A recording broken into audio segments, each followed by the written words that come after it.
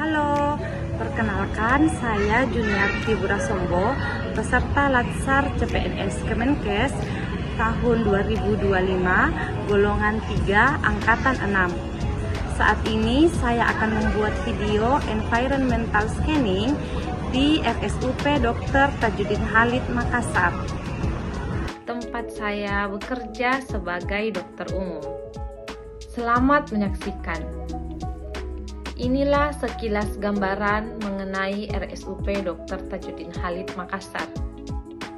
Rumah Sakit Umum Pusat Tajudin Halid Makassar berdiri megah di Kota Makassar, tepatnya di Jalan Pacerakang nomor 67, Dayak, Kota Makassar. Didirikan pada tanggal 24 Desember 1982 sebagai rumah sakit regional rujukan kusta di wilayah timur Indonesia. Kemudian berganti nama menjadi Rumah Sakit Dr. Tajudin Halid pada tahun 2010. RSUP Dr. Tajudin Halid Makassar telah terakreditasi paripurna Versilam KPRS dan menyediakan berbagai jenis layanan, di antaranya layanan rawat darurat, rawat inap, rawat jalan, rawat intensif, serta berbagai layanan penunjang lainnya. Dan juga memiliki 23 layanan spesialistik serta 14 layanan subspesialistik dengan layanan unggulan yaitu bedah vaskuler, mata, rehabilitasi medik, dan terapi pengobatan TB. Juga memiliki SIMRES dan menerapkan rekap medis elektronik, serta memiliki sistem data dan informasi pelayanan kefarmasian. Visi dari RSUP Dr. Tajudin Halid Makassar adalah menjadi rumah sakit bertaraf level Asia yang memiliki pelayanan unggulan dengan pertumbuhan berkelanjutan. Struktur organisasi rumah sakit terdiri atas direktur utama, lalu di bawahnya ada direktur medik dan keperawatan, direktur SDM pendidikan dan pelatihan, direktur perencanaan keuangan dan layanan operasional, serta kepala UPF BBKPM dan kepala UPF BKTM.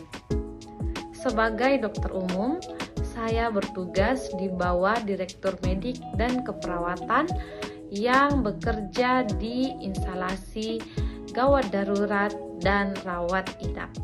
Ketika bertugas di instalasi gawat darurat, sebagai dokter harus memastikan pasien mendapatkan perawatan sesuai dengan kegawat daruratannya, di mana ketika pasien datang, dokter akan memeriksa melalui anamnesis, pemeriksaan fisik, pemeriksaan penunjang, serta memberikan terapi sesuai dengan kondisi klinis pasien. Lalu mengkonsultasikan seluruh hasil pemeriksaan tersebut dengan dokter spesialis di rumah sakit.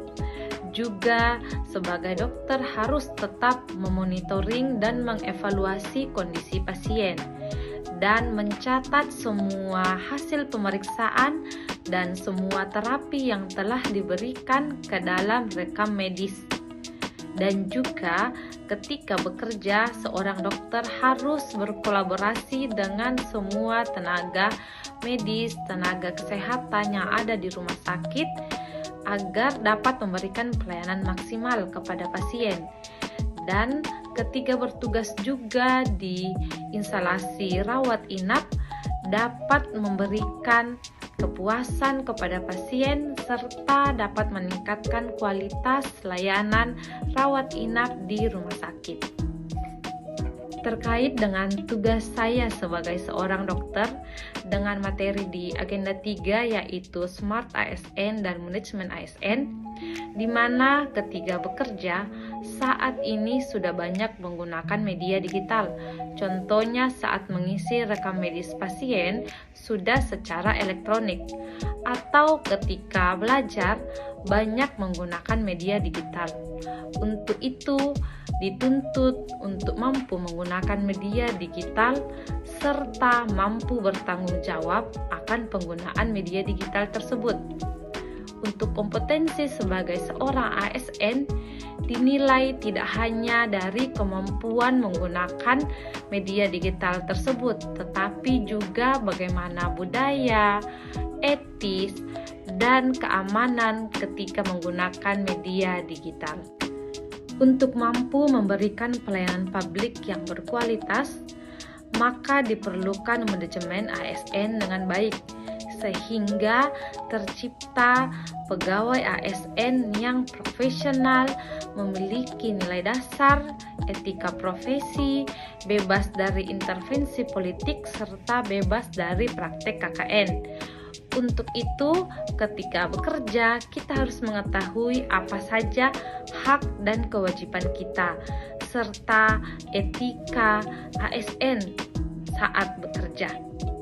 Dan juga kita harus mengetahui bagaimana mekanisme manajemen ASN itu, sehingga dapat mengembangkan karir serta kompetensi kita.